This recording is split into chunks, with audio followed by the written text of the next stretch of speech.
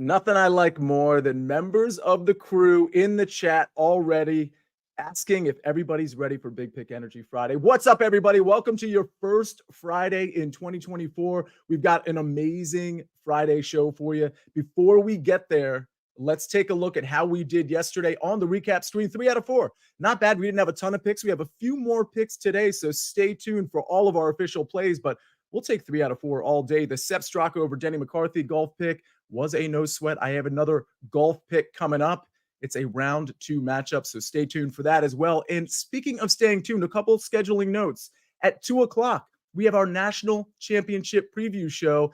Somebody from this show named Chip Patterson, he'll be on that one, so you do not want to miss it at 2 p.m. Then, of course, every Friday, 4 p.m. Eastern Standard Time, our NFL Week 18 player prop show. Ladies and gentlemen, you know you cannot miss that show. You know you have to watch it live, and you know you can ask any questions you want in that 4 o'clock hour and, of course, in that 2 o'clock hour. Ben Horner, I see you in there. I hope you're feeling better. I see you, A-Mags, Dan Clark, Bradley Jacobs. I asked all of you in the chat who have already hit the like button, are you ready for Big Pick Energy Friday?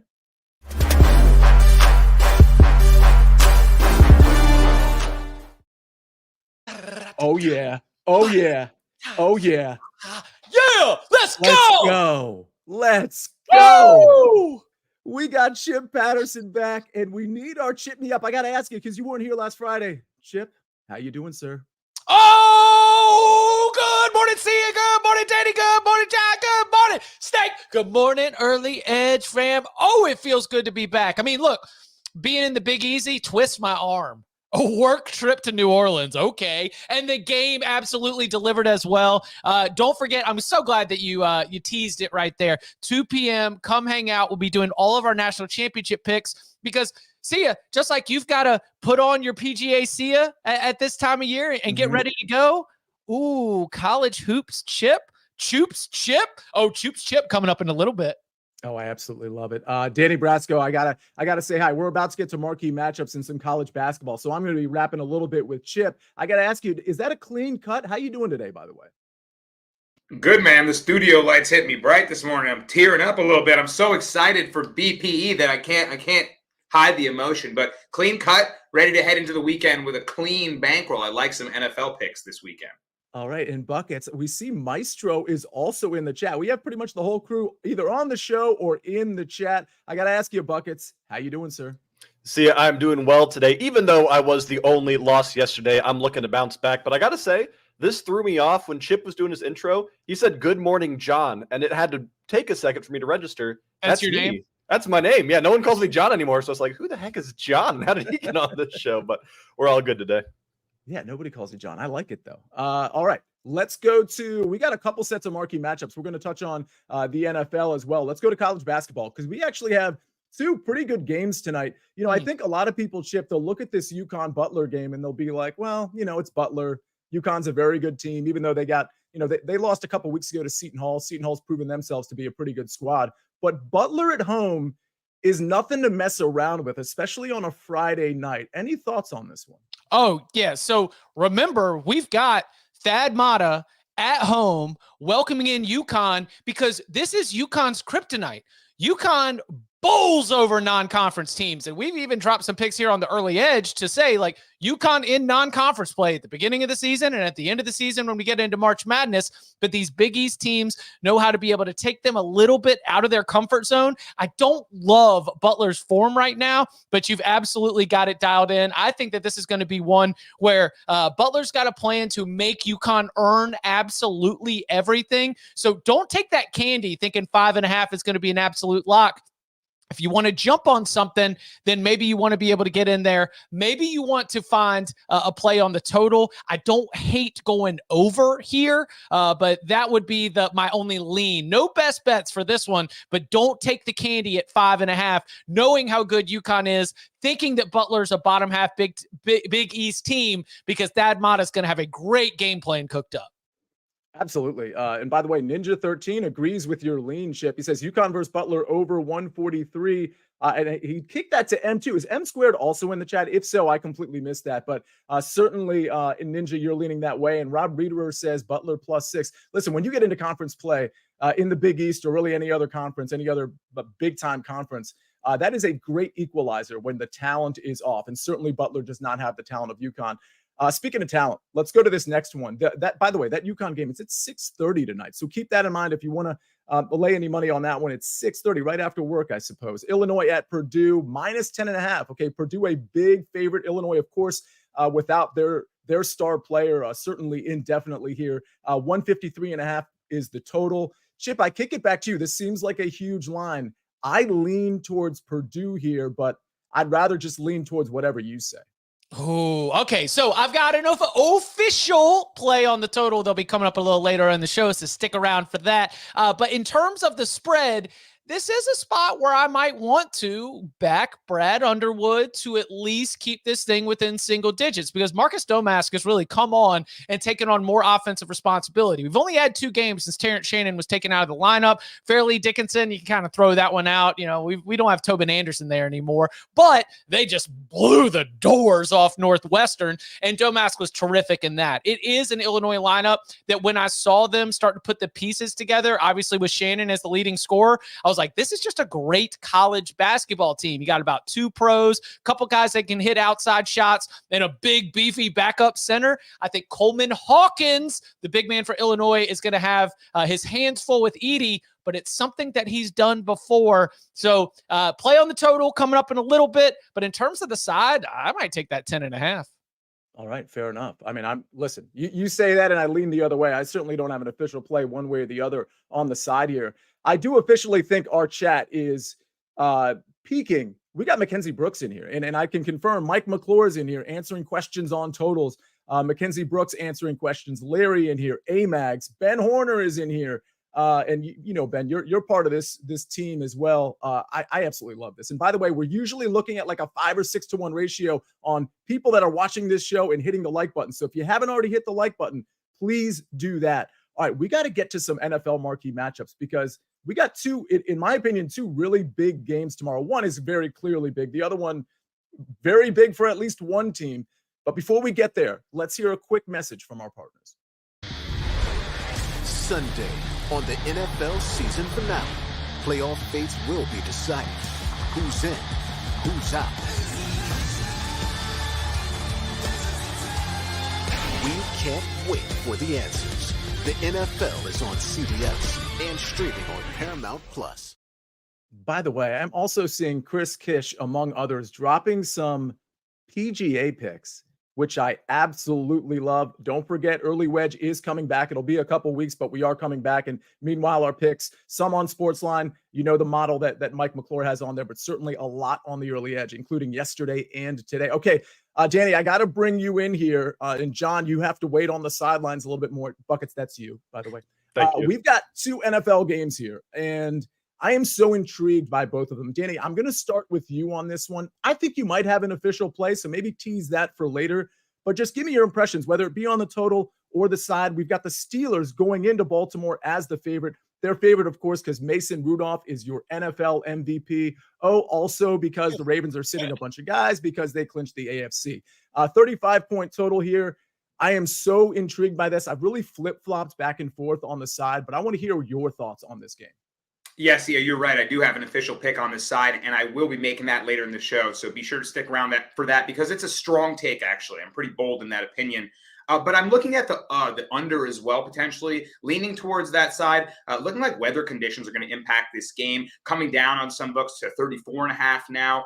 And normally for these suppressed totals, with a lot of potential variance there, unknowns in the game, I'm leaning towards the over. But now with wind, cold weather conditions, rain, and a lot of starters out, I'm considering betting the under, even in this low total. Outdoor division rivalry sounds like I should lean towards the under on that side. But be sure to stick around for my pick on the side on this one.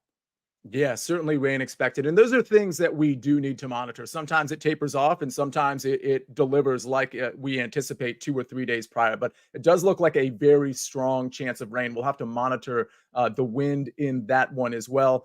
Let's go to the next one, Danny, because it's you and me on this one. And by the way, my lean here on the side in that Steelers game, it is with the Steelers. And it's only because I think as the game progresses, we're just going to see less and less of Baltimore's talent being on the field. I do think Tyler Huntley is a serviceable backup, but my lean, again, it's just a lean, is on the Steelers here and probably the under. But let's go to Texans at the Colts.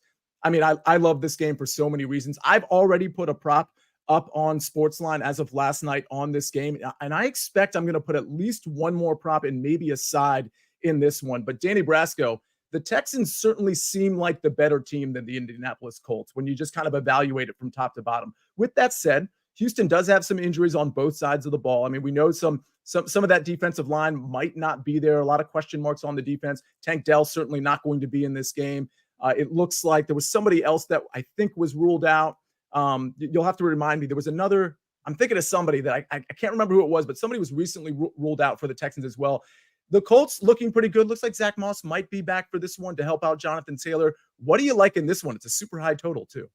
Yeah, this is a really intriguing game, probably the most interesting of the two on the Saturday slate here, with basically the winner into the playoffs securing a berth and the loser going home. So I'm really excited to see what CJ Stroud, the standout rookie, is going to look like going on the road in this big moment, right? We've seen him be a big game quarterback before, but what about in the NFL here? So will the jitters get to him, or will he show that mental, poise and be able to get it done on the road? I'm leaning slightly towards the over in terms of the total. I do have a pick on the side for my official play, but I think both these teams, sort of indoor environment teams, I'm expecting offense in this one. Gus Bradley, defensive coordinator of the Colts, plays this soft zone defense, and I think CJ Stroud might be able to succeed against it through the air. So I'm looking for points in this one, and I'll get it more into that game in a little bit, Sia. So what's interesting, and the guy I forgot, by the way, Danny, was Noah Brown. Let me offer you this take before we get into our official bets. Because without Noah Brown and without Tank Dell, and with the soft zone that you're talking about, we know this secondary can be exploited. One of the props I'm at least considering, this is not the prop I put up on SportsLine, was, we don't need to worry about the number because this affects the total more than anything, is CJ Stroud completions. Because I do think without Tank Dell, you can't, and even without Noah Brown, you can't stretch the field quite as much. And I see a situation where we're completing a lot of passes, but they're not necessarily downfield. And that's also kind of milking the clock a little bit as well. And so maybe because of that, I kind of lean, and we know the Colts are going to try to run the ball. I kind of lean towards the under, but also maybe completions for CJ Stroud, because I do think he's going to have a good game. Your thoughts there?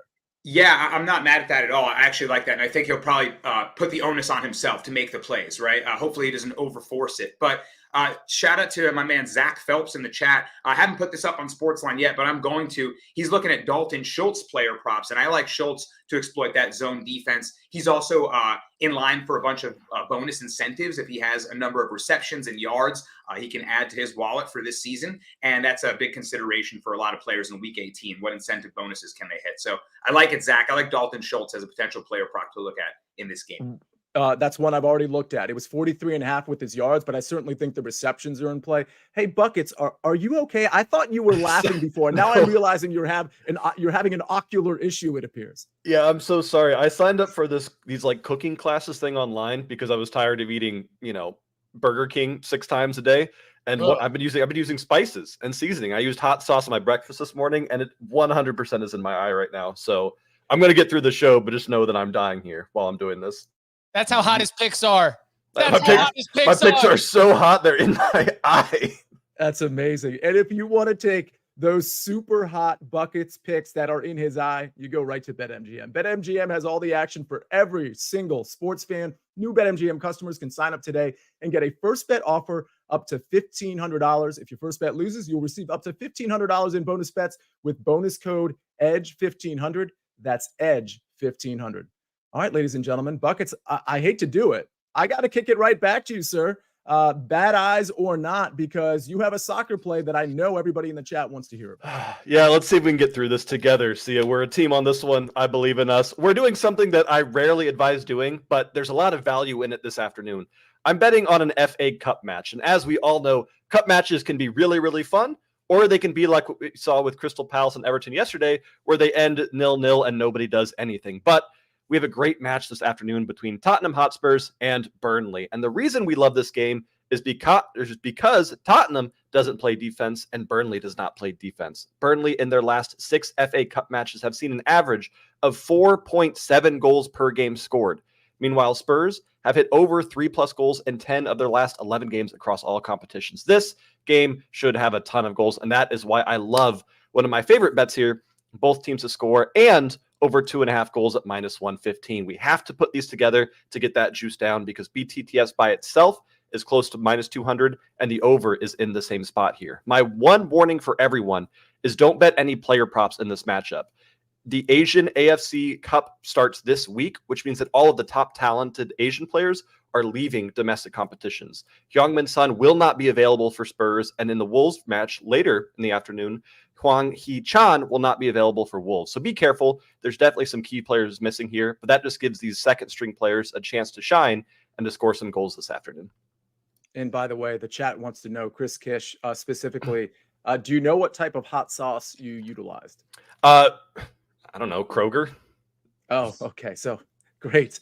Chris, I'm sure, Does that help? The hot sauce connoisseur that Chris is from Arizona, I'm sure he appreciates your It was 98 cents for the bottle, if that does anything.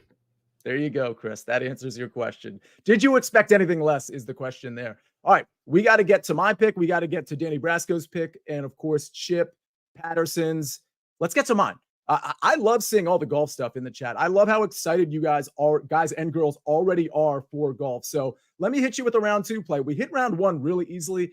And I don't want to say this one's going to be as easy, but I'm really hoping it is. And I think it lends itself to being an easier play because honestly, I don't really believe in Sam Burns right now. We know he has really big time pop potential, especially when he gets dialed in with his ball striking and with his putting. But that's exactly where Jordan Spieth is right now. And if you look at his numbers from yesterday, first of all, I don't isolate my round 2 plays to what they did the day before. That is way too small a sample size. But I like Jordan Spieth coming in. I actually thought he was a very good course fit, much more so than Sam Burns, although I could make an argument for Sam Burns there too. But when you look at round 1, on top of what I already had in terms of my preconceived notions coming into this Century tournament, listen, round 1, Jordan Spieth was completely dialed in on approach. He actually double bogeyed to start the tournament. I think it was hole 3.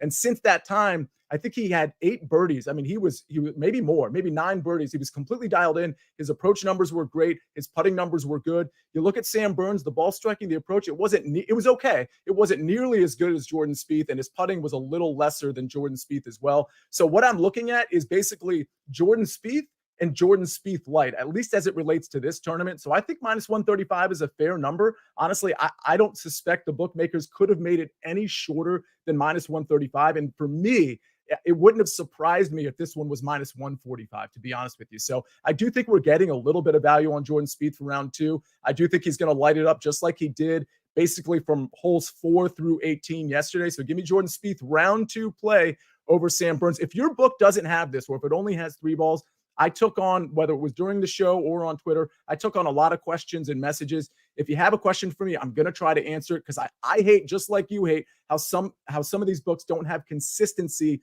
among round plays and even tournament matchups. So I'm happy to help if I can, but love this matchup. You can find this one over at DK. All right, let's look at, we got to look at our SportsLine pick. But before we do that, we just have one little quick message from our partners.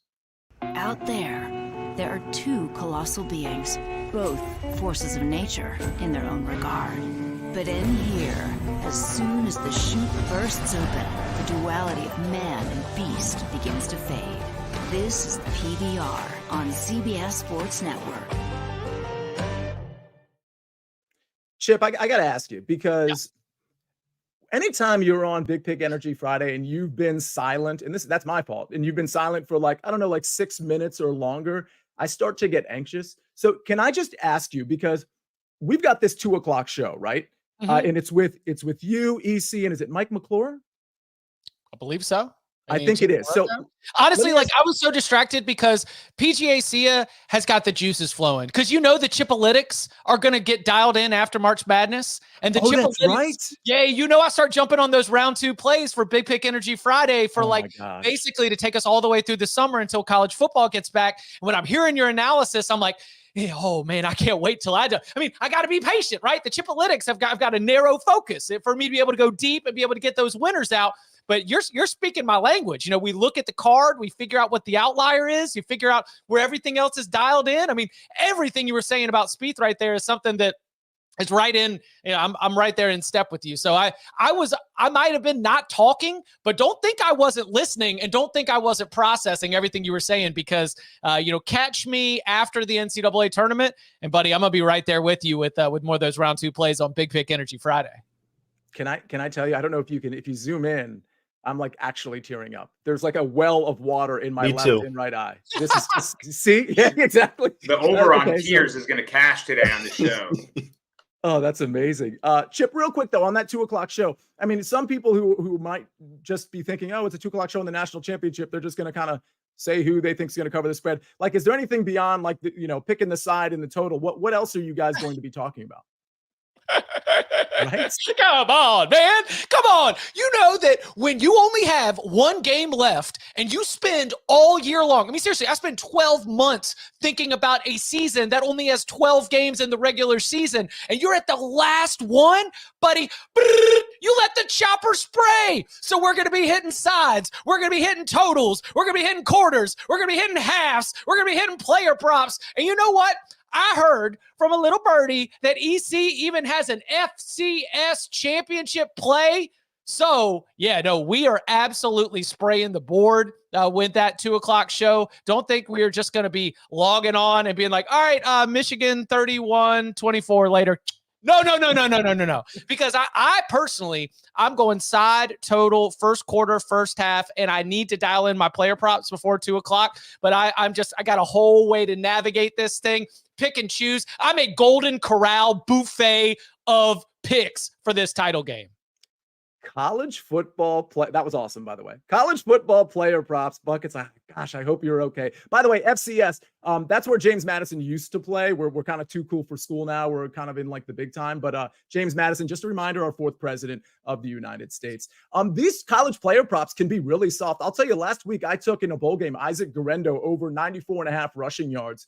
The guy had 161 and 3 touchdowns. It was just like some of these, because we knew the starter was out for that game. Some of these player props you can really get after. So do not hesitate, especially going into next year. But as this year winds down, you can't just look at sides and totals anymore. You got to look at the whole picture. All right. Speaking of the whole picture, SportsLine, we've got a pick on. I mentioned one of my picks, but a SportsLine pick for tonight. It's the Nets +5. The Nets are at home against OKC.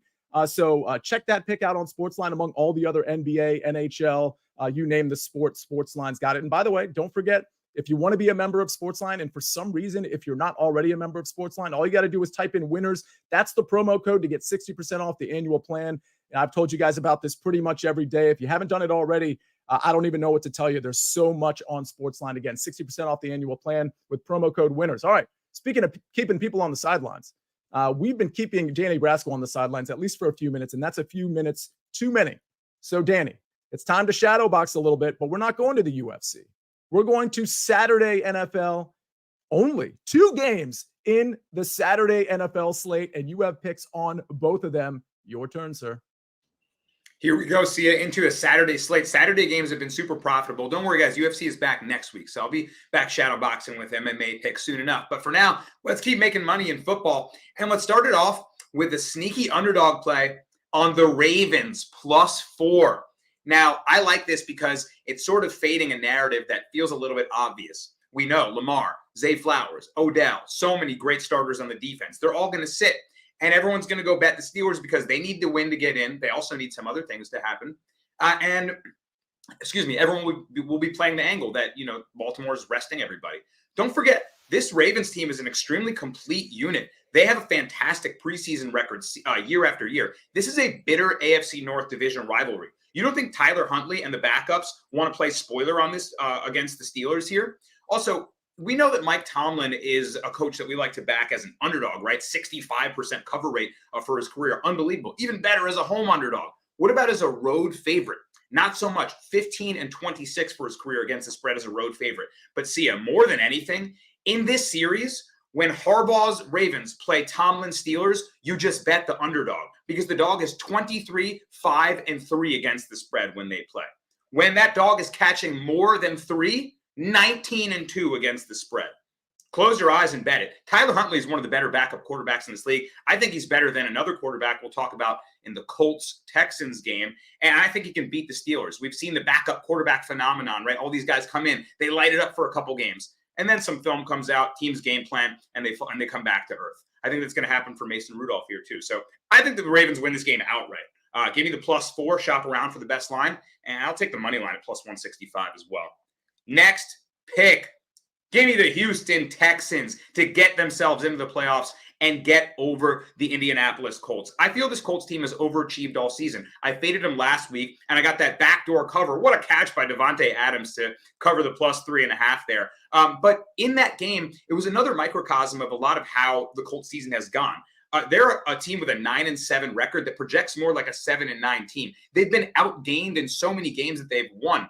They have a negative point differential. And in that Raiders game, they were given a big chunks down the field, a game that they got outgained in and still found a way to win. So I think, you look at stats like that, it shows that the luck's about to run out. And I think C.J. Stroud is poised to beat, like I mentioned before, this Gus Bradley zone-heavy defense. Stroud's numbers go way up against the zone coverage. And I think in his rookie season, this will be a stamp on an excellent campaign for him. So give me the Texans to get past the Colts here. Minshew, turnover liability. DeMeco Ryans got a scrappy team. I like the Texans here, Sia. Yeah, the Texans, and I teased it earlier, the Texans was the side in this game that I was certainly leaning on. I don't like that the receiver crew is down a couple of players, but they're the better team overall with the better quarterback and likely the better coaching staff, although I think that might be an even split there. All right, Chip Patterson. We got to go to a little bit of college basketball on Friday night. What I love about the two games that we talked about is the atmosphere is going to be electric in both of them. In a lot of these conference games, you've targeted a play in Purdue, Illinois. Let's hear about it. All right, Chip in the house. So one thing about the expanded conference era is we don't have as many data points, but we can sometimes learn something about the way teams play each other, especially when they've had the same coaches like Purdue and Illinois have had. So ever since Zach Edey moved into the starting lineup and really took over as the big, there have been 3 matchups against Illinois. The first one was 96-88 Purdue in double overtime, and Edey was a force. He got Kofi Coburn in a lot of foul trouble, dropped 20 points on 9 of 14 shooting. Then Illinois coach Brad Underwood learned his lesson, because while Purdue has won the other 2 meetings, 84-68 back in February 2022 and 76-71 back in March of 23, Zach Edey wasn't the best player. It was Jaden Ivey in the first one, and then it was Brandon Newman and Braden Smith in the second one, because what Brad Underwood has said is like, look, we are going to let anybody but Zach Edey beat us. And what we have with this particular team is an Illinois team that is number 2 in the entire country in 2-point percentage defense, AKA they do a great job of limiting what you're going to do in the paint. So I expect that Illinois is going to take a similar approach here, where they're going to dare Purdue and say anybody but you is going to beat us. Coleman Hawkins, I think, has done a good job before and can do a good job again in terms of being a big body that makes Edey really work for things. And I just still think that with the athleticism of Illinois' guards, they're going to be able to frustrate Purdue over time.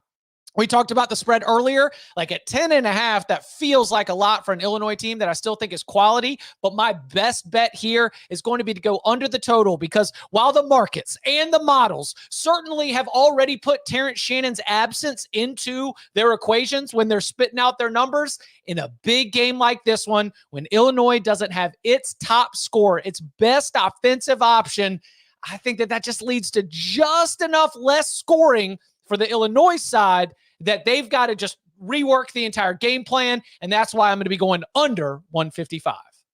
I like it. I love that analysis. I'm going to be on that one as well. Some golf questions in the chat. Taylor Dutton says Theegala versus Burns or Spieth versus him. I don't like Spieth versus him. I would lean Theegala versus Burns, but honestly, Taylor, I don't love either of those. I would probably try to find something else. Chip, absolutely love the play there. I'm going to be locked into both of those games, those marquee matchups in college basketball. Speaking of locking in, check this out. Sports Podcast Awards here. We are a finalist for the best fantasy betting and gaming category in the Sports Podcast Awards. To help us bring home some hardware, use the link in the description. That would be in the YouTube description, and vote for The Early Edge as the best fantasy betting and gaming podcast. Would really appreciate it. And I'd also appreciate the recap screen. Let's take a look at what we did today. We've got buckets with Tottenham, Burnley, both teams to score, plus over 2.5 at -115. I've got a round 2 matchup. We still got a little bit of time to make this one, but you may as well make it now in case this thing moves. Jordan Spieth -135 over Sam Burns. Chip Patterson Purdue, Illinois, under 155. Danny Brasco's got 2 Saturday plays in the NFL. Ravens +4, Texans money line. Site play, Nets tonight +5 against the Oklahoma City Thunder. Nets at home there, getting some pieces back. Maybe can be a little bit more competitive. Certainly seems like more of a contrarian play here, which I absolutely love. All right, ladies and gentlemen, that was BPE Friday. That was really exciting. I've got fantasy football today, DFS, to do in 28 minutes with Mike McClure. That's going to be really fun. And by the way, speaking of the prop show, we talk about things in a way where maybe you can have some leans on some props because of what we say in the DFS market. So keep an eye on that. But ladies and gentlemen, it's been a great show. On behalf of Jake the Snake on the ones and twos, on behalf of Buckets, and hopefully, I don't know, do you wash your eye out with water? Like, I don't know what to do. Maybe the chat, maybe you can inform Buckets what to do to get rid of the hot sauce out of his eye. But on behalf of Buckets and Chip Patterson, and of course, Danny Brasco, this is the Early Edge. Happy Friday, everybody. Let's stay positive. Let's say hi to people. Let's say thank you. Let's look at each other in the eyes. Be positive. This is the Early Edge. I am the counselor, and we rest our case.